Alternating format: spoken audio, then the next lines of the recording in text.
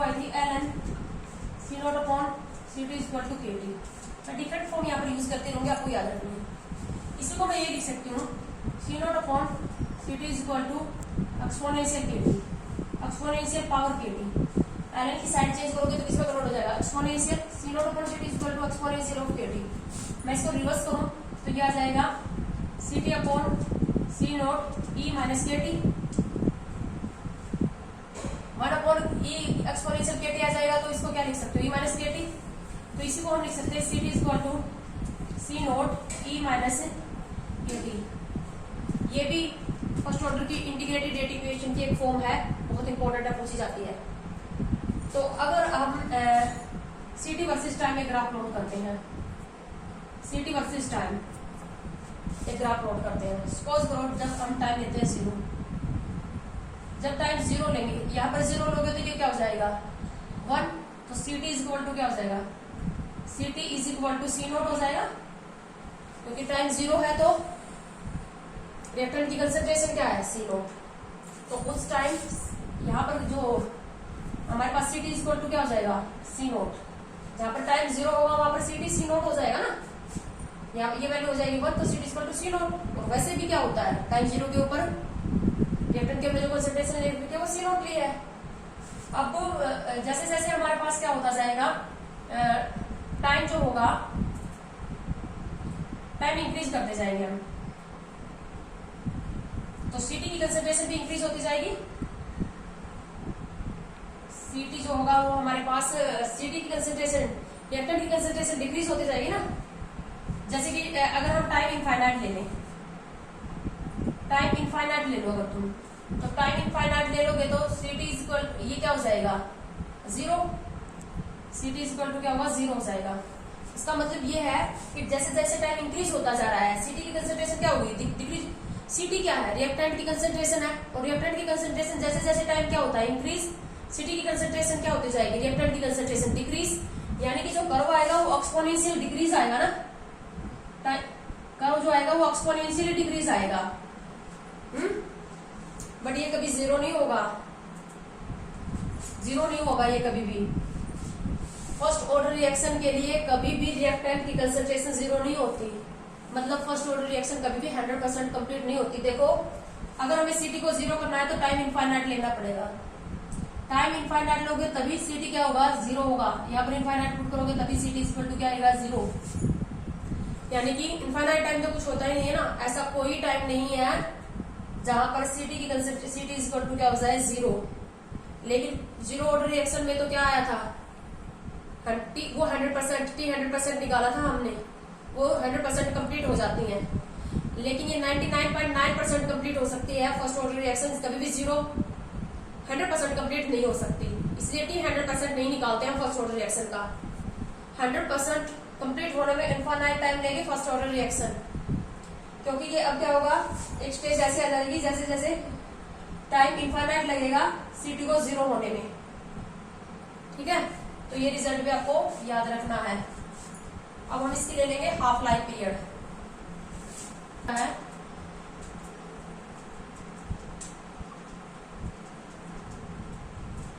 Half life period एक general definition है, the time eight which half of the reaction will complete or half of the initial concentration of reactant will consume, half amount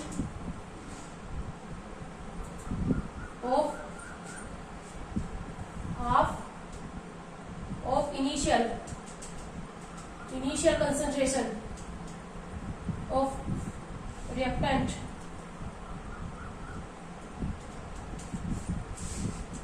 will consume।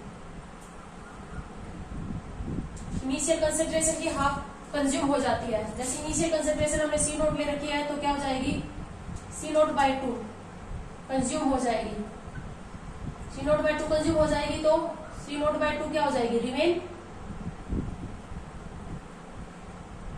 50% reaction will consume, half amount of initial concentration of reactant will consume, half amount of reactant will remain। This is the half life period or half life time। तो expression अलग अलग आएंगे, definition सबके लिए same रहेगी। First order के लिए expression क्या आता है निकाल लेते हैं। हमारे पास आया था एक्सप्रेशन आया था हमारे पास K T is equal to L N C not upon C T, या हमारे पास एक्सप्रेशन आया था K T 2.303 log 10 of C not upon C T. दोनों एक्सप्रेशन से निकाल लेते हैं। अब हाफ लाइफ में C T is equal to क्या पुट कर दोगे, सी नोट अपॉन 2, जो C not upon 2 C not initial concentration, इसकी half C not upon 2 consume हो गई, तो सी नोट अपॉन 2 रही, तो सी नोट 2 जो है रिमेन है वही क्या है, सीटी क्या है, बची हुई कंसंट्रेशन, टी टाइम के ऊपर रिएक्टेंट की जो कंसंट्रेशन रिएक्शन मिक्सचर में है वो, तो सीटी की जगह सी नोट बाय 2 पुट कर दोगे, तो टाइम की जगह क्या पुट कर दोगे, टी हाफ या टी 50%। यहाँ पुट कर देते हैं T half is equal to, ये क्या हो जाएगा ln 2 अपॉन के, यहाँ पर हमारे पास आ जाएगा सी नोट बाय 2, तो सी नोट से सी नोट 2 कट जाएगा तो ऊपर चला जाएगा 2, तो T half is equal to ln 2 upon K. बहुत इंपॉर्टेंट एक्सप्रेशन है। फर्स्ट ऑर्डर की जो इंटीग्रेटेड रेट इक्वेशन है उसकी हाफ लाइफ निकालने का फॉर्मूला है, half life of first order reaction is equal to ln 2 upon K. इससे निकाल लेते हैं, यहाँ आ जाओ, यहाँ पर मैं टी हाफ कब बोलूंगी 2.303 upon K log 10 of C not upon C T को क्या लिख देंगे, C not by 2, C not से सी नोट कैंसिल हो जाएगा, T half 2.303 upon K log 10 of 2, log 10 2 की वैल्यू जो होती है 0.3010 होती है। इसको भी अगर ln 2 को log में कन्वर्ट कर देते तो क्या होती, log 2.303 log 10 ऑफ 2 हो जाती ना, यही फॉर्म आ जाती। ln 2 को अगर log 10 में कन्वर्ट कर देते तो यही फॉर्म आ जाती, देखो इससे, ठीक है, तो दोनों से एक ही बात है। तो अब log 2 की वैल्यू 0.3010 पुट करोगे तो T half is equal to क्या हो जाएगा 2.303 अपॉन के इंटू इसकी वैल्यू कितनी आ गई 0.3010, और इसको जब तुम सॉल्व करोगे तो टी हाफ जो आ जाएगी हमारे पास 0.693 अपॉन के। फर्स्ट ऑर्डर की जो हमारे पास फर्स्ट ऑर्डर इंटीग्रेटेड इक्वेशन उसकी हाफ लाइफ निकालने का फॉर्मूला है 0.693 अपॉन के या ln 2 अपॉन के। दोनों में देख रहे हो तुम, दोनों एक ही बात है, अलग अलग फॉर्म मिल सकती है तुम्हें देखने को, ये मिल जाए या ये मिल जाए। तुम देख रहे हो यहाँ पर जो हमारे पास हाफ लाइफ पीरियड है फर्स्ट ऑर्डर की, वो जो है उसमें इनिशियल कंसेंट्रेशन सी नोट कहीं पर भी इन्वॉल्व नहीं है, ए या सी नोट की कोई इन्वॉल्वमेंट नहीं है। It mean we can say that the half life of first order reaction is not depend upon the initial concentration. Note लिख लो, इसको नोट कर सकते हो तुम, half life of first order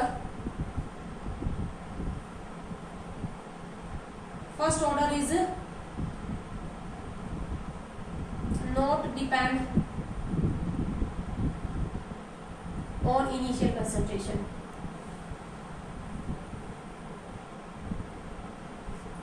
reactant की इनिशियल कंसेंट्रेशन के ऊपर फर्स्ट ऑर्डर की हाफ लाइफ डिपेंड नहीं करती, जबकि हमारे पास जो जीरो ऑर्डर की हाफ लाइफ आई थी वो आई थी सी नॉट अपॉन 2k। 2k क्या कांस्टेंट है ये जीरो ऑर्डर के लिए, T half is directly proportional to C naught. Zero order की half life directly proportional initial concentration के, इसको डबल करोगे किसी एक्सपेरिमेंट में तो ये हाफ भी क्या हुआ, हाफ लाइफ भी डबल हो जाएगा। तो इसके लिए आपको एक छोटा सा क्वेश्चन करते हैं हम, रिजल्ट पता चल गया ना। The half life of first order reaction is not depend upon the initial concentration but the half life of zero order reaction is directly proportional to initial concentration. जैसे हमारे पास क्या है, एक छोटा सा क्वेश्चन कर लेते हैं A to B। इसको पहले हम जीरो ऑर्डर मान के सॉल्व करते हैं। सपोज करो ये जीरो ऑर्डर रिएक्शन है और यहाँ पर हमने 1 मोलर ले ली इनिशियल कंसेंट्रेशन, 1 मोलर से 0.5 मोलर। यहाँ का जो टाइम है वो सपोज करो 10 सेकेंड हो रहा है। ठीक है। अब इसकी कंसंट्रेशन को 0.25 मोलर होने में जो टाइम लगेगा वो आपको बताना है। सॉरी 0.25 से 0.25 मोलर होने में जो टाइम लगेगा वो बताना जीरो ऑर्डर मान के। पहले जीरो ऑर्डर के लिए सोल्व करते हैं। यहाँ पर इनिशियल कंसंट्रेशन 1 मोलर थी, तो इस टाइम को हम टी हाफ भी बोल सकते हैं क्या? तो क्योंकि कंसंट्रेशन क्या हुई है रिएक्टेंट की, हाफ हुई है, तो वहां पर जो जिस टाइम में रिएक्टेंट की कंसंट्रेशन हाफ हो जाए वो टाइम क्या होता है? तो हम ये कह सकते हैं कि ये हाफ लाइफ है, यानी कि 1 मोलर से 0.5 मोलर हुई है 10 सेकंड में, तो 10 सेकंड इसकी हाफ लाइफ है। ठीक है, जीरो ऑर्डर रिएक्शन है ये। अब 0.5 से 0.25 में कन्वर्ट करना हमें, तो ये टाइम है, ये भी तो हाफ लाइफ ही है। यहाँ पर 0.5 से क्या हुई है 0.25, हाफ अमाउंट डिकम्पोज हुई है, तो इस टाइम को भी हम क्या बोल सकते हैं? T half. ये हमें निकालना है अगर जीरो ऑर्डर रिएक्शन है तो ये।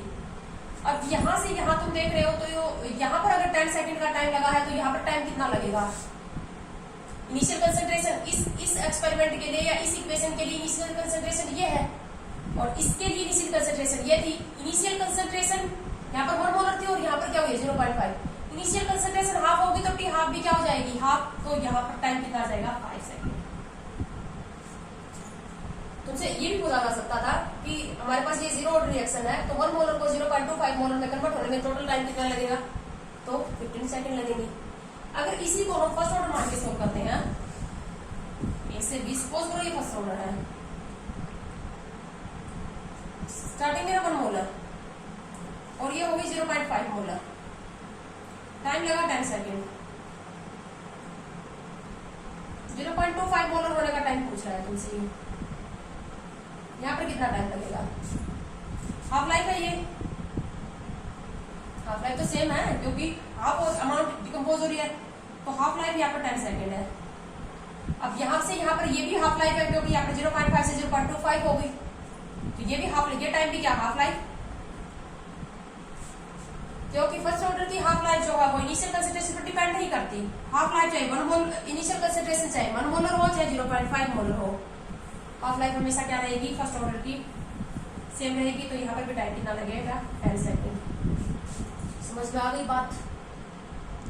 यहाँ पर इनिशियल कंसंट्रेशन यहाँ से यहाँ की 0.5 मोलर थी और यहाँ से यहाँ 1 मोलर, बट जो फर्स्ट ऑर्डर की हाफ लाइफ है वो कंसंट्रेशन पर डिपेंड नहीं करती, तो जितना टाइम यहाँ लगा था उतना टाइम यहाँ पर लगेगा। ठीक है, तो टोटल टाइम अगर 1 मोलर से 0.25 मोलर में पूछा जाए तो टोटल टाइम कितना हो जाएगा? 20 सेकंड। ठीक है, अब आगे हम रिलेशनशिप लेंगे। पहले हम निकालेंगे T75% या T3/4% और फिर इन दोनों के बीच में रिलेशनशिप लेंगे। बस हाफ ऑर्डर का एक एक्सप्रेशन आया था फर्स्ट ऑर्डर के लिए, क्या आया था? T half is equal to 0.693/K, या इसी को हम लिख सकते हैं T half of first order is equal to ln2/K। अगर हम T half versus initial concentration एक ग्राफ प्लॉट करें तो किस टाइप का आएगा? T half versus initial concentration, A not या C नोट। फर्स्ट ऑर्डर की टी हाफ इनिशियल कंसंट्रेशन पर डिपेंड नहीं करती, तो कर्व किस टाइप का आएगा? कंसंट्रेशन चाहे कुछ भी हो, टी हाफ हमेशा क्या रहेगी? Same. So straight line parallel to X axis. तो आपको ये half life versus initial concentration curve देके भी ऑर्डर पूछ सकते हैं। तो फर्स्ट ऑर्डर रिएक्शन की हाफ लाइफ, सिर्फ फर्स्ट ऑर्डर रिएक्शन की हाफ लाइफ इनिशियल कंसंट्रेशन पर डिपेंड नहीं करती, तो हाफ लाइफ के ऊपर कंसंट्रेशन कोई इफेक्ट नहीं पड़ेगा। तो ये कर्व भी अगर आ जाए तो आप पहचान सकते हो ऑर्डर कौन सा, फर्स्ट ऑर्डर रिएक्शन। अब हम आगे निकालेंगे इसका T75%। T75% और इसी को क्या बोल सकते हैं? T3/4। 75% को क्या लिख सकते हो? 3/4 ही लिख सकते हो ना। क्या मतलब?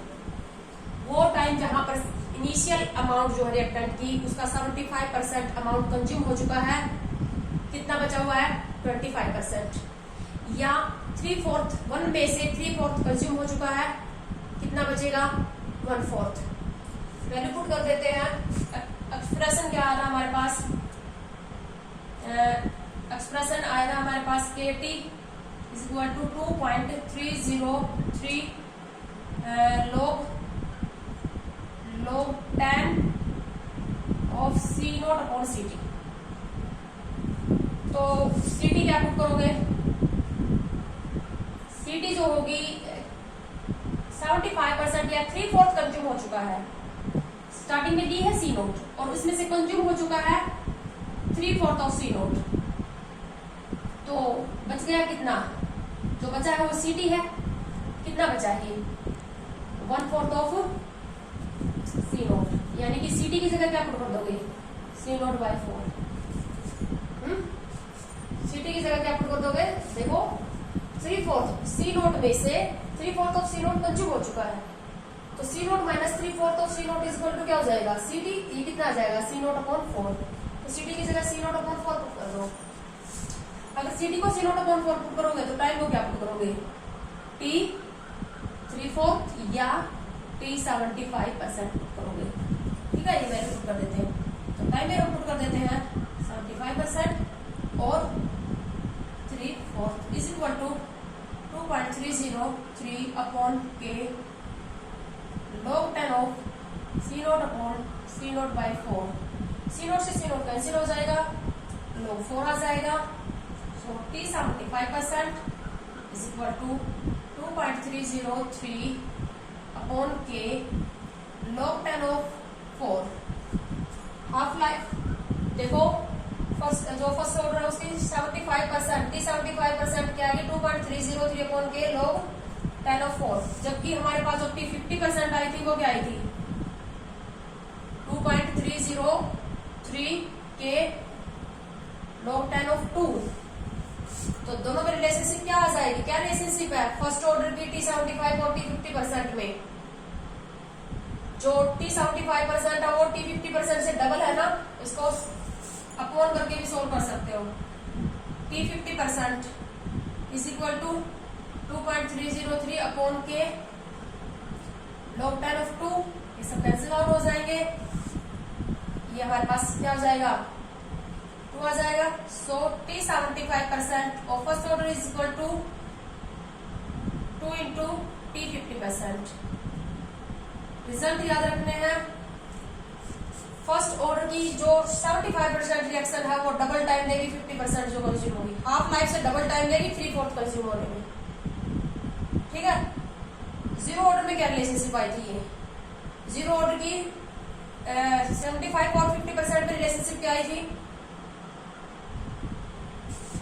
जीरो ऑर्डर के लिए T 75% is equal to 1.5 of T 50%। ये जीरो ऑर्डर के लिए रिलेशनशिप थी। ये रिलेशनशिप आपको याद रखने हैं, डायरेक्ट बहुत काम आएगी ट्रिक्स बनाने में। जीरो ऑर्डर की टी 75% 1.5 ऑफ टी 50% थी, जबकि फर्स्ट ऑर्डर की टी 75% है डबल दैट ऑफ टी 50%। ठीक है, तो अभी फिलहाल हम इस वीडियो में हम इतना ही लेंगे। तो ये हमारे पास जो इम्पोर्टेंट जो रिजल्ट है फर्स्ट ऑर्डर की इंटीग्रेटेड इंटीग्रेशन के वो हो चुके हैं, ताकि जो एंट्रेंस से जो रिलेटेड जो है ना इससे सारे आपके जो सीबीएसई के जो क्वेश्चन है, एनसीईआरटी के जो क्वेश्चन है वो समझ आएंगे। जेईई नीट के लिए जो और बाकी जो हम जो इसके और थोड़ा डिफिकल्ट पोर्शन में चलेंगे वो हम नेक्स्ट वीडियो में लेंगे।